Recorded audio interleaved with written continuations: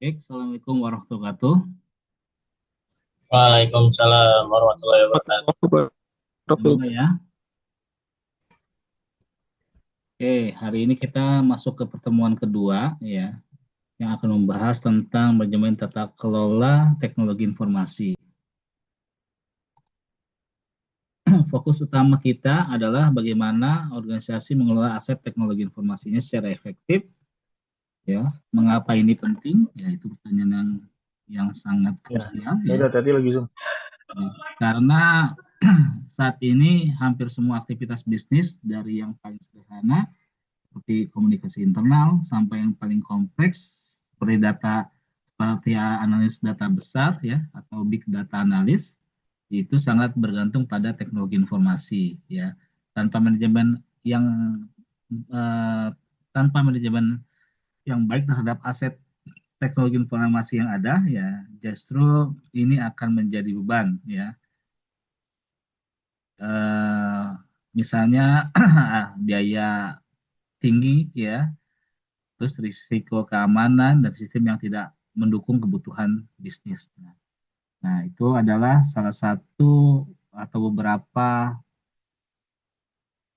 alasan mengapa dibutuhkan manajemen tata kelola teknologi informasi. Suara saya jelas ya?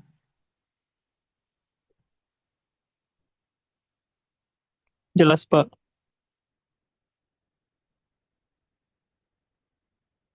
Oke.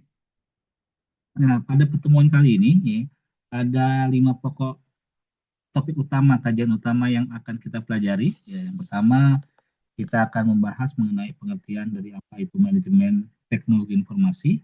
Yang kedua, terkait tujuan dari manajemen teknologi informasi dan apa manfaat konkret yang ingin dicapai dengan menerapkan manajemen teknologi informasi. Yang ketiga, kita akan membahas tentang terminologi RCI ya, sebuah model sederhana namun sangat powerful untuk menjelaskan peran dan tanggung jawab dalam tata kelola.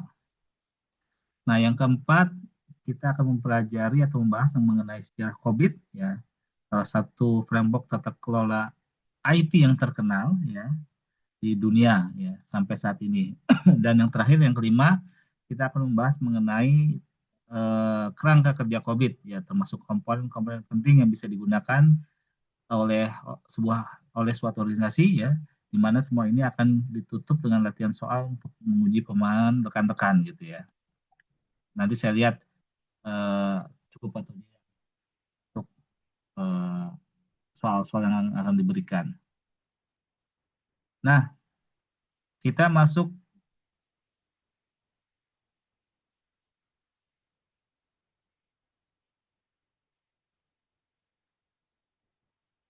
kita masuk ke topik pertama yaitu tentang manajemen teknologi informasi ya. Manajemen teknologi informasi atau IT ya adalah proses mengelola aset teknologi informasi dalam suatu organisasi ya.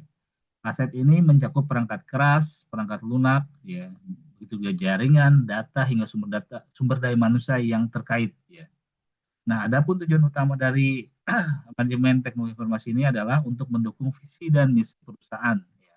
Coba kita bayangkan jika perusahaan punya visi menjadi market leader, ya, tapi sistem informasinya sering down. Ya. Nah, itu akan menghambat bisnis, ya.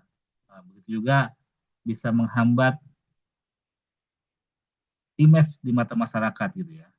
Nah, oleh karena itu manajemen teknologi informasi berusaha memastikan teknologi yang digunakan benar-benar menjadi enabler ya, atau elemen atau faktor bagi strategi bisnis. Yuk.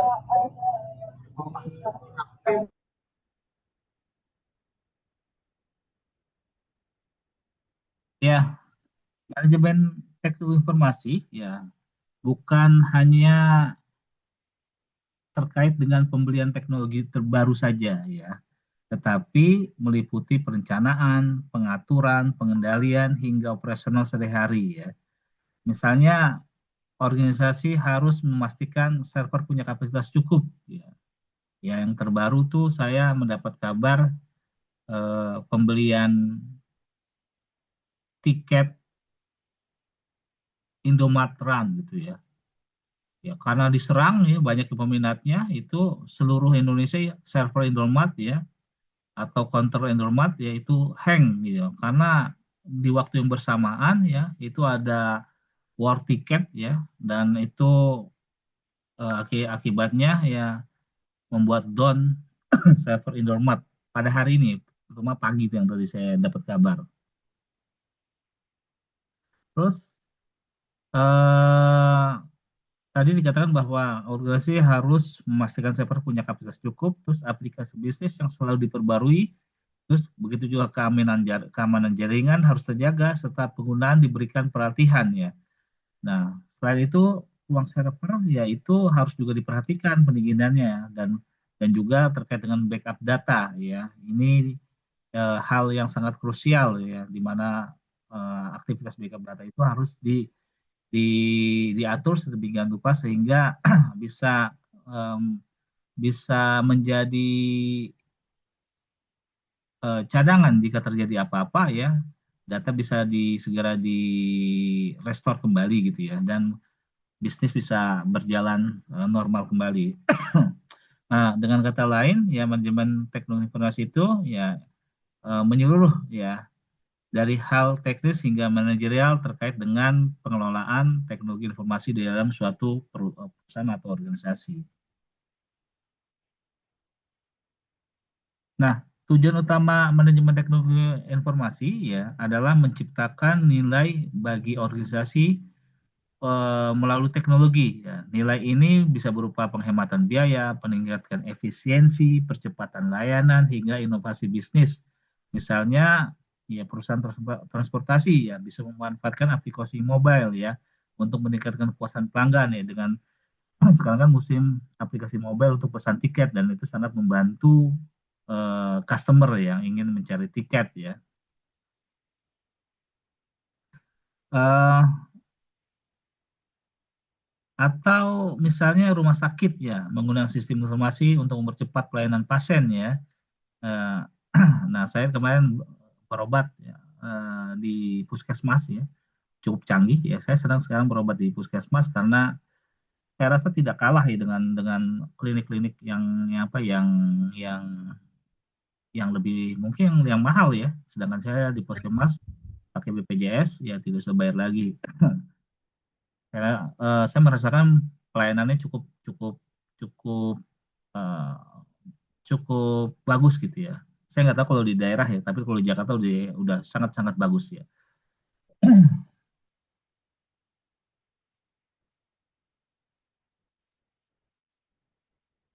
Nah, dengan sistem informasi yang digunakan rumah sakit ya, ini terbukti sangat membantu pelayanannya. Eh, Kecepatan pelayanan pasien sangat berbeda dengan beberapa tahun lalu di mana rumah sakit mungkin masih menggunakan cara-cara manual, terutama BPJS ya. Wah, saya awal-awal BPJS menggunakan BPJS ya. Wah, itu ini banget apa sengsara banget. Tapi alhamdulillah sekarang semuanya di cover atau dibantu dengan teknologi informasi sangat-sangat membantu. Nah, agar tujuan apa yang diinginkan oleh perusahaan ini tercapai dengan targetnya ya, maka ya IT atau teknologi informasi ini harus selaras dengan bisnis ya. Nah, karena itu ya kalau mau seperti itu maka harus diterapkan manajemen teknologi informasi yang baik. Ya, dengan manajemen teknologi informasi yang baik ya, ini strategi bisnis dengan strategi IT akan selaras ya dan diharapkan dengan keselarasan ini ya ini akan menghasilkan ya menghasilkan apa ya target penggunaan teknologi informasi dapat tercapai.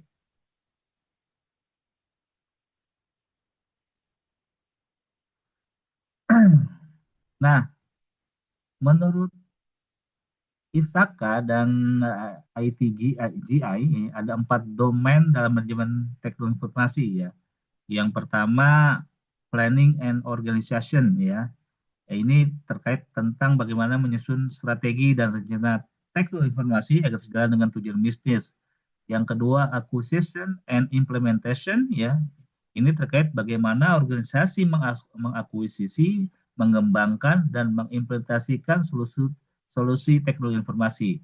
Yang ketiga, tentang delivery and support. Nah, ini terkait dengan fokus pada operasional sehari-hari. Jadi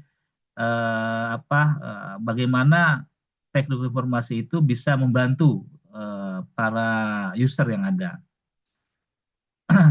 Tempat monitoring and evaluation ya ini terkait pengawasan. Nah, berarti pengawasan itu biasa kan terkait dengan audit ya, evaluasi ya agar teknologi informasi tetap berada di jalur yang benar. Nah, kalau misalnya ada penyimpangan dengan audit itu bisa diketahui, dikembalikan dan dipaksa untuk kembali lagi ke jalan yang benar.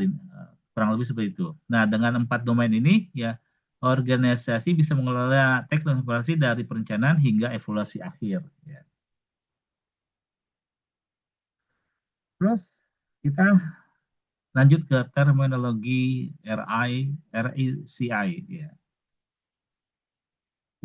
Dalam praktek governance, ya, seringkali terjadi tumpang tindih peran. Misalnya siapa yang harus memutuskan pembelian software baru, siapa yang menjalankan implementasi, siapa yang hanya perlu diberitahu, ya.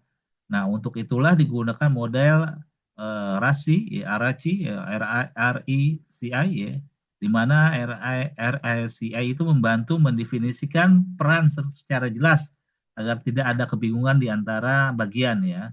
Nah, model ini sederhana tapi banyak dipakai di proyek teknologi informasi maupun manajemen proyek secara umum. Nah, eh, RACI sendiri dibaca kalau Indonesia ya RICI ini adalah singkatan dari Responsible, Accountable, Consulted, Informed ya. Di mana responsible itu pihak yang melakukan pekerjaan, misalnya tim IT yang memasang server. Jadi ini tanggung jawab siapa sudah ditentukan. Dan accountable itu terkait dengan pihak yang bertanggung jawab penuh terhadap keberhasilan pekerjaan. Nah, ini biasanya kan manajer-manajer lah gitu kan ya. Nah, consulted ya ini adalah pihak yang bisa diminta pendapat atau masukan ya. Misalnya user pengguna aplikasi. Dan yang terakhir ada informed ya di mana ini terkait pihak yang cukup diberi informasi hasil pekerjaan. Misalnya direksi yang cukup tahu hasil akhir tanpa melihat detail teknis gitu ya. Nah, dengan RIC yang ini ya, organisasi bisa menghindarkan kebingungan. Misalnya dua orang yang merasa sama-sama bertanggung jawab ya. Nah, ini kan bisa jadi gontok-gontokan ya, bisa terjadi seperti itu. Dan bingung terhadap ini tanggung jawab siapa ya. Ini bisa jadi lempar lempar tanggung jawab nanti ya, karena tanggung jawab tidak jelas. Sampai sini bisa dipahami nggak rekan-rekan?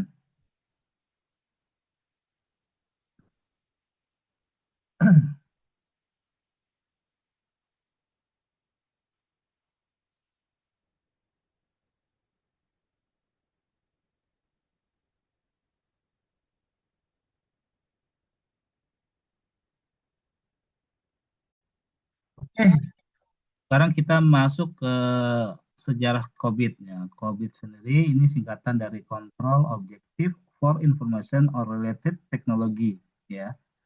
Nah, COVID itu dikembangkan oleh Isaka ya, Pak, di mana pada tahun 1902 pengembangan pengembangan awalnya. Nah, COVID dibuat untuk membantu auditor mengontrol sistem informasi. Ya, tapi eh, seiring dengan perkembangan perjalanan waktu, ya ini kemudian berkembang menjadi framework governance TI yang lengkap. Ya, COVID memberikan standar yang bisa digunakan organisasi untuk memastikan teknologi informasi yang berjalan dalam suatu perusahaan berjalan efektif, efisien, dan sesuai kebutuhan bisnis. Nah, COVID versi pertama ya lahir pada tahun 1996. Nah, versi keduanya muncul tahun 1998 ya, dengan tambahan tools implementasi ya. Versi ketiga memperkuat dokumentasi dengan ITGI ya sebagai penerbit utama. Lalu COVID versi keempat semakin matang lagi. Ini ada tambahan domain lagi ya, eh, yang dengan perkembangan domain yang ada di COVID ya ini semakin mematangkan COVID sebagai framework tata kelola TI ya, yang menyatukan kebutuhan bisnis, kontrol, dan aspek teknis TI ya. Jadi COVID terus berevolusi mengikuti kebutuhan dunia bisnis dan teknologi. Yang terakhir itu sekarang ada COVID 2019 kalau nggak salah ya. Nah, adapun tujuan COVID ya, adapun tujuan COVID ini evaluasi ya, evolusi COVID ya dari 1996 sampai sekarang ya 2000, ada yang COVID 2019 Kang. Ya, ini sejarahnya.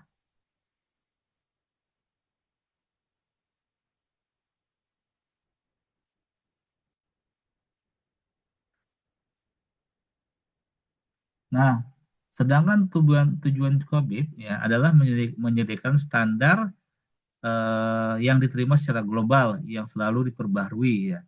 COVID berfungsi sebagai best practice ya. Best practice kan kata lainnya adalah cara atau metode atau pendekatan yang dianggap paling efektif dan efisien untuk mencapai suatu tujuan berdasarkan pengalaman, penelitian, dan pembelajaran dari berbagai organisasi ya.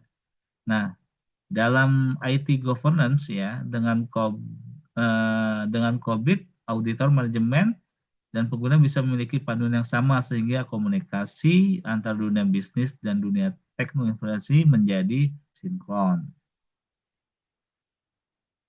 Nah, sedangkan COVID sendiri ya itu mengatur 34 proses teknologi informasi secara detail ya, sehingga organisasi punya panduan lengkap untuk mengendalikan resiko, menjaga kualitas, dan memenuhi kebutuhan bisnis ya.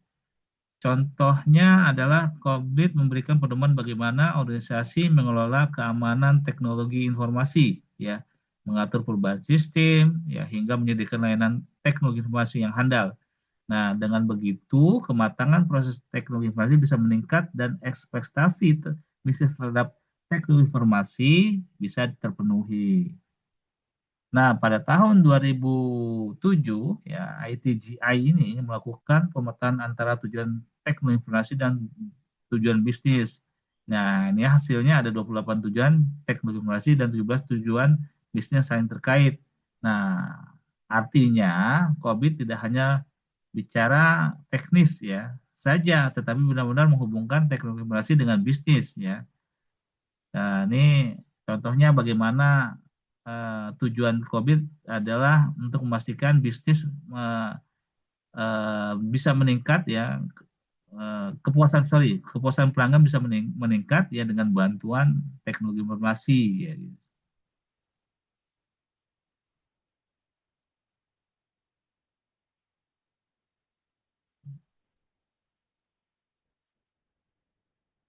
Ini terus ini framework COVID 4 ya, ini framework COVID 4 ya.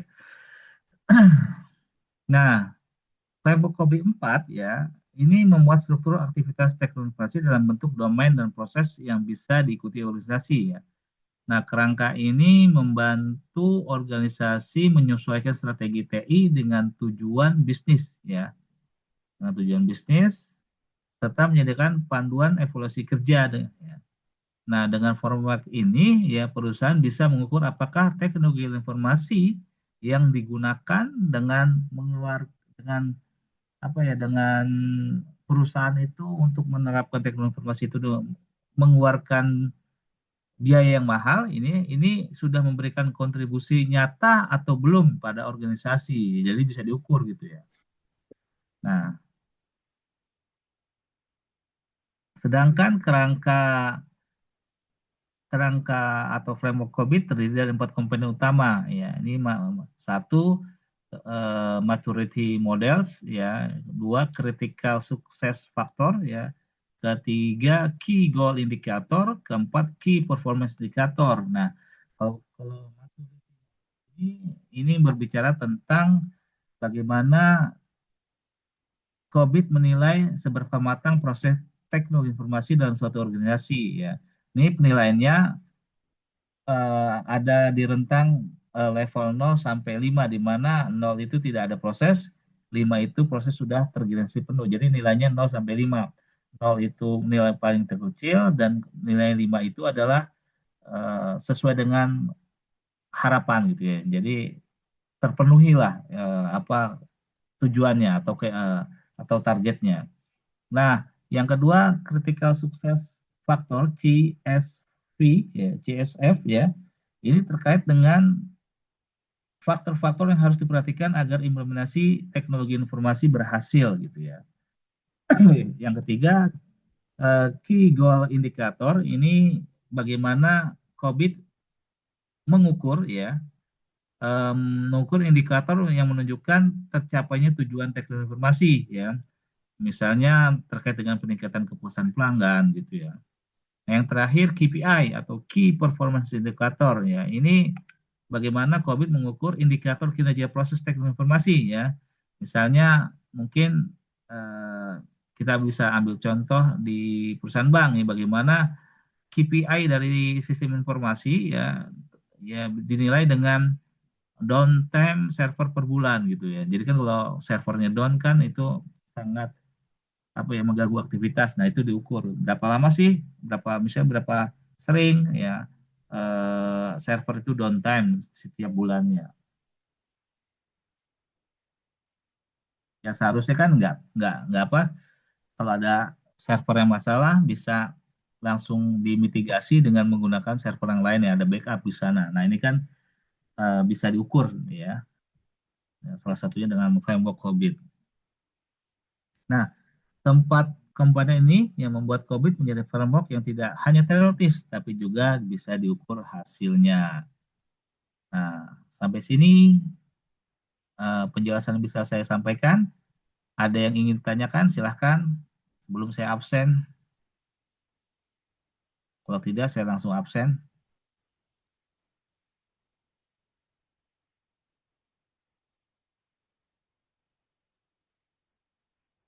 Oh iya, ketua kelasnya siapa ya?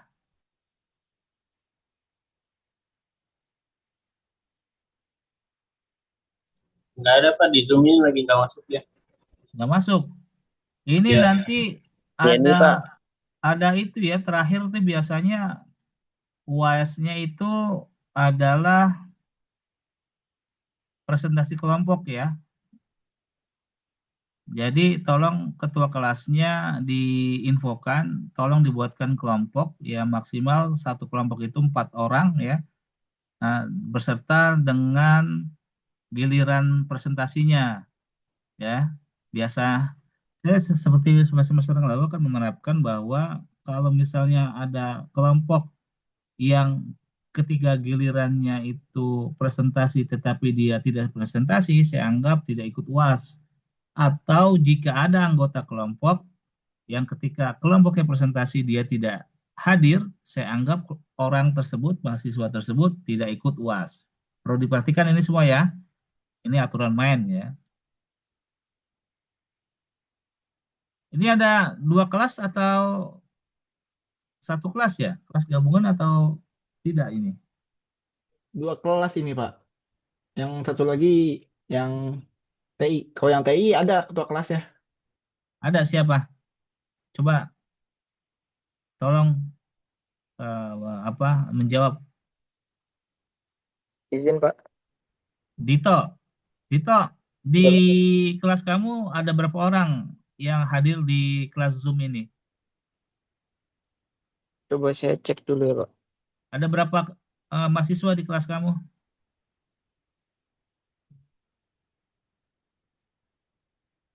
4 terhitung saya, Pak. 4. Hanya 4 orang Iya, Pak. sekelas. Nah, itu buat satu kelompok aja ya. Satu kelas isinya ada 7, Pak. 7. Tapi yang datang yang join Zoom hari ini 4 orang. Ya sudah, di itu ya, di kamu buat kelompok, terus nanti koordinasi dengan kelas lainnya, ya nanti diurutkan saja ya, siap kelompok. Jadi kelompoknya berurut ya, jadi ini kan karena kelas gabungan, dari 1 misalnya sampai, ini ada 20 orang, saya kira berarti ada sekitar 4 kelompok ya, 4 sampai 5 ya. 5 kelompok, jadi diurut ya, jangan misalnya kelas A itu 1, 2, 3, ntar kelas B kelompoknya 1, 2 lagi gitu ya. Tapi diurut langsung 1, 2, 3, 4, 5 gitu ya. Biar nggak bingung nanti pas majunya ya. Kamu koordinasi ya dengan ketua kelas eh, yang lain. Ya, saya absen dulu ya. Yang tidak hadir di kelas Zoom ini saya anggap tidak masuk kuliah. Pak, pertanyaan Pak. Ya, Sebelum absen Pak. Tadi kan Bapak bilang untuk presentasinya bergilir ya. ya, Ketika sampai di giliran dia dan ternyata dia tidak bisa atau tidak ada, berarti dianggap tidak UAS. ya, sebenarnya. Bagaimana kalau case-nya kita itu ada ini Pak, semisal ada kerja lemburan gitu, terus nggak bisa join Zoom, itu bisa di reschedule nggak Pak? Diatur saja sama kelompok yang lain. Kalau bisa kelompok kalian tidak bisa gantian juga, ya sudah itu resiko gitu ya. Makanya diatur ya, kuliah penuh resiko gitu ya. Oke Saya Pak. pahami.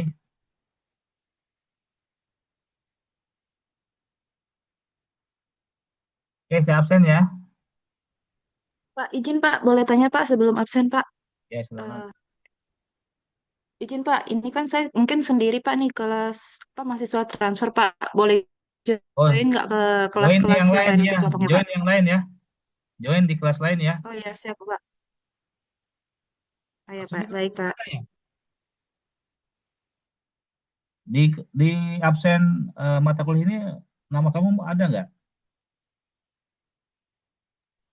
Ya Pak, kalau di Elmusa tuh nggak ada Pak, karena Oke. kebetulan mata kuliah tambahan Pak. Jadi saya absen manual nih Pak Ya di manual nanti WA tolong group. ingatkan saya ya.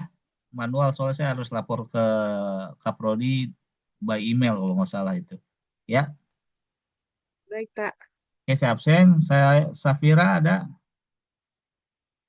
Ada Pak, hadir Pak. Banu Aziz nggak ada. Yehezkiel, Yehezkiel ada nggak? Nggak ada. Kenji nggak ada. Bimo, Saya, Pak. Dito ada ya. Dito ya tadi ya. Ketua Iya kelas. saya Pak. Fajar Rizky, Ada, Pak. Ada. Aprilia nggak ada. Givari, Hadir, Pak. Rizky Supriyanto, Hadir, Pak. Muhammad Irfan, Hadir Pak. Muhammad Septian, tidak ada. Irsyad Akmal, Hadir, Pak. Adam Nur Wahid, tidak ada. Zaidan Rizky, Hadir, Pak. Maria Belengsih, nggak ada. Sahrul Gunawan, Hadir, Pak. Aldin Aprianus, nggak ada. Khaidir, nggak ada. Sahrul Rahmat, nggak ada. Catur Muhammad, Izin, Pak. Pak. Rahmat hadir, Pak. Catur Muhammad ada. Ada, Pak. Oke. Oke ya, cukup ya. Kalau tidak ada pertanyaan, ya kita insya Allah ketemu lagi minggu depan. Assalamualaikum warahmatullahi wabarakatuh. Saya tutup kelas Zoom ini ya. Salam, makasih, Pak. Waalaikumsalam. Waalaikumsalam.